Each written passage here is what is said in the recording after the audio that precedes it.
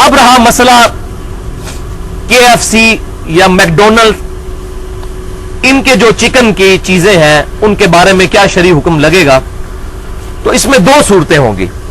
اگر تو مسلمان ملکوں میں KFC ہے یا میکڈونلڈز ہے یا اسی طریقے سے اور ملٹی نیشنل کمپنیاں ہیں، اور ظاہر ہے کہ گورنمنٹ کی اجازت سے وہ حلال چکن استعمال کرتے ہیں، جس طرح ہمارے ملک میں K&N's کا وہ چکن استعمال کرتے ہیں، حلال چکن، تو یہاں پر تو وہ کھانا بلا کراہت جائز ہے، حلال ہے.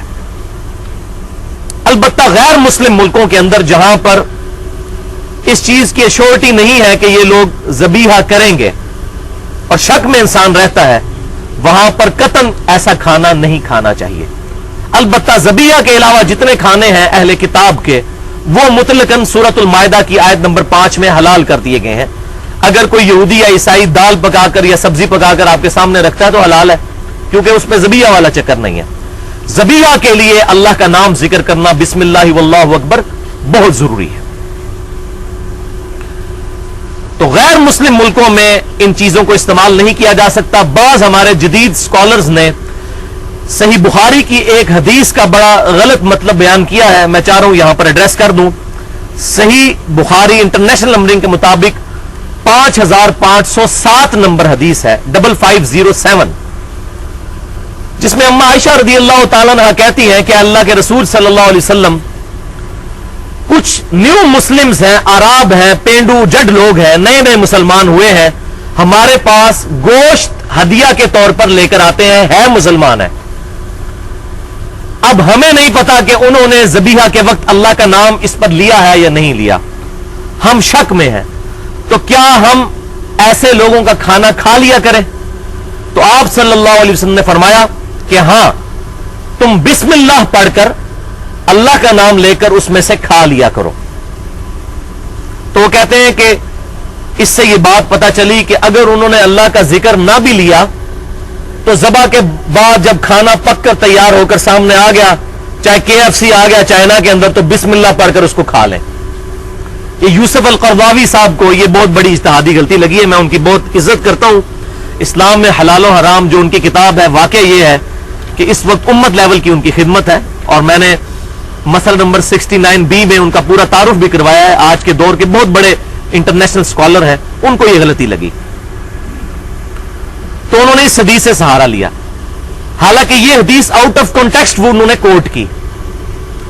یہ حدیث ہے نیو مسلمز کے بارے میں، اور یہ حقیقت بات ہے کہ نئے مسلمان جو ہوتے ہیں بڑے احتیاط کرنے والے ہوتے ہیں. نبی صلی اللہ علیہ وسلم نے صرف شک کو زائل کرنے کے لیے اما عائشہ سے کہا کہ آپ شک زائل کرنے کے لیے ان کا ذبیحہ بسم اللہ پڑھ کر کھا لیا کرو، غیر مسلموں کا نہیں، مسلمانوں کا.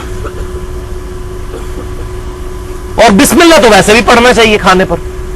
لہٰذا یہ غیر مسلموں کے بارے میں یا اہل کتاب کے بارے میں یہ معاملہ نہیں ہے، کیونکہ وہاں پر جب تک ہمیں شورٹی نہیں ہوگی، جب تک ہمیں یقین نہیں ہوگا کہ انہوں نے اللہ کا نام لیا ہے، اس وقت تک ہم اس کو حلال نہیں کہہ سکتے. تو اللہ کا نام لینا بھی ضروری ہے اگر صرف گوشت ہے. البتہ اگر گوشت کے علاوہ کوئی اور نیت کی ہوئی ہے، اس میں اللہ کے علاوہ کسی اور کے تقرب کی نیت کی، تو اگرچہ اللہ کے نام پر ذبح ہوا تب بھی وہ کھانا یا وہ صدقہ اور خیرات حرام ہو جائے گا. اور اس کانٹیکسٹ میں ایک بڑی سخت حدیث ہے صحیح مسلم میں. ابو طفیل عامر بن واصلہ رضی اللہ تعالیٰ عنہ، جو سب سے آخر میں فوت ہونے والے صحابہ میں سے ہیں، 110 ہجری میں نبی صلی اللہ علیہ وسلم کی وفات کے 100 سال کے بعد فوت ہوئے، اور یہ سیدنا علی کے شاگرد بھی ہیں، اور جنگ صفین میں مولا علی رضی اللہ تعالیٰ عنہ کے ساتھ یہ شامل تھے. یہ کہتے ہیں کہ ایک دفعہ میں نے مولا علی رضی اللہ تعالیٰ عنہ سے پوچھا، مولا سے مراد دلی محبوب، من کنت مولاہ فہذا علی مولا، حدیث متواترہ ہے، جس کا جگری یار میں ہوں اس کا جگری یار سیدنا علی بھی ہونے چاہیے. یہ مشکل کشا والا مولا نہیں ہے، یہ وہی مولا ہے جو ہم اپنے علماء کو بھی کہتے ہیں مولانا فلاں. تو میں نے مولا علی سے پوچھا، کیا اللہ کے رسول صلی اللہ علیہ وسلم نے، یہ صحیح مسلم میں حدیث ہے انٹرنیشنل نمبرنگ کے مطابق 5126، کیا آپ صلی اللہ علیہ وسلم نے قرآن کے علاوہ بھی آپ کو کوئی خاص بات ایسی بتائی ہے جو امت کو نہ بتائی ہو؟ تو سیدنا علی نے کہا کہ آپ صلی اللہ علیہ وسلم نے ہمیں کوئی ایسی بات تعلیم نہیں فرمائی جو باقی امت کو نہ بتائی ہو.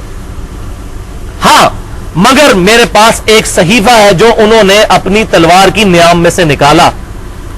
تو ابو طفیل کہتے ہیں میں نے پوچھا اے امیر المومنین اس کے اندر کیا ہے؟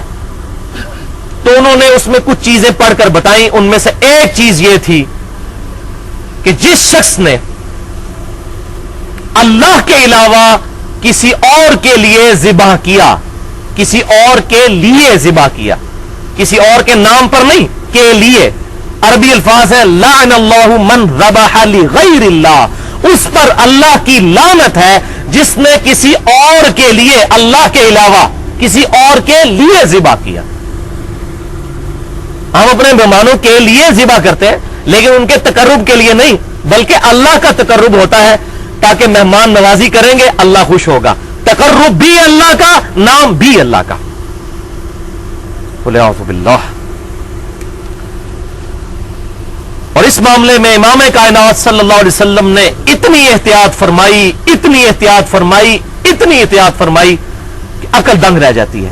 سنن نبی داؤد میں صحیح سند کے ساتھ انٹرنیشنل نمبرنگ کے مطابق 3313 نمبر حدیث ہے. ایک صحابی نے آ کر عرض کی اے اللہ کے رسول صلی اللہ علیہ وسلم, میں نے یہ منت اور نظر مانی ہے کہ مقام بوانا پر جا کر کچھ اونٹ اللہ کی راہ میں ذبح کروں گا. بعض روایتوں میں آتا ہے 100 اونٹ. تو آپ صلی اللہ علیہ وسلم نے 2 سوال ان سے کیے. پہلا سوال, کیا مقام بوانا پر, اس جگہ پر جس پر تم قربان کرنا چاہتے ہو اللہ کے لیے, وہاں پر جاہلیت میں کسی بت کی پرستش تو نہیں ہوتی تھی؟ جاہلیت میں, اور نہیں, پہلے, ابھی نہیں, پہلے. انہوں نے کہا یا رسول اللہ نہیں. کیوں پوچھا؟ ہو سکتا ہے کہ کوئی جا کر نظر دے تو لوگ کہ یہ پرانے بزرگوں کی یاد تازہ ہو رہی ہے, انہوں نے فیض ہی چلتا پیا. پہلے پوچھا کہ پہلے تو کہیں بت کی پرستش اس جگہ پر نہیں ہوتی تھی, حالانکہ زمین ساری پاک ہے. کیوں؟ یہ ہے توحید کی سینسٹیوٹی جو پروفٹ نے انجیکٹ کی اپنی امت کے اندر صلی اللہ علیہ وسلم. دوسرا سوال کیا, کیا وہاں پر زمانے جاہلیت میں کوئی میلہ تو نہیں لگتا تھا؟ اللہ اکبر کبیرہ. امام الموحدین صلی اللہ علیہ وسلم, موحدین کے امام, انہوں نے کہا یا رسول اللہ نہیں. پھر آپ صلی اللہ علیہ وسلم فرمایا اپنی نظر پوری کرو, اور 2 باتیں ارشاد فرمائی کہ جو نظر تم اللہ کے لیے مانتے ہو اس کو تو پورا کرو, اور ایسی نظر کو مت پورا کرو جس میں اللہ کی نافرمانی ہو, اور ایسی نظر کو بھی پورا مت کرو جس میں تم عاجز آ جاؤ. مثلاً کوئی یہ منت مان لیتا ہے میں روزانہ 1000 نفل پڑھوں گا, تو عاجز آ جائے گا, تو ایسی منت کو توڑ دیا جائے. صحیح بخاری اور صحیح مسلم کی متفقن علیہ حدیث ہے کہ ایسی منت یا ایسی نظر کا کفارہ پھر وہی ہے جو کہ قسم کا کفارہ ہے, یعنی 10 مسکینوں کو کھانا کھلانا ہے, یا ایک غلام آزاد کرنا ہے, یا 10 مساکین کو کپڑا لے کر دینا ہے. یہ تینوں چیزیں سورۃ المائدہ کی آیت نمبر 89 میں آئی ہیں, اور اگر کوئی اس پر قدرت نہ رکھتا ہو تو پھر اس کو اجازت ہے کہ مسلسل 3 روزے رکھے. تو آج یہ منت اور نظر میرا ٹاپک نہیں, اس پر میں آلریڈی 55 منٹ کی ایک گفتگو ریکارڈ کروا چکا ہوں. مسئلہ نمبر 68 کے نام سے قسم, نظر اور منت کے صحیح احکام و مسائل, سورۃ المائدہ آیت نمبر 89 کی روشنی میں.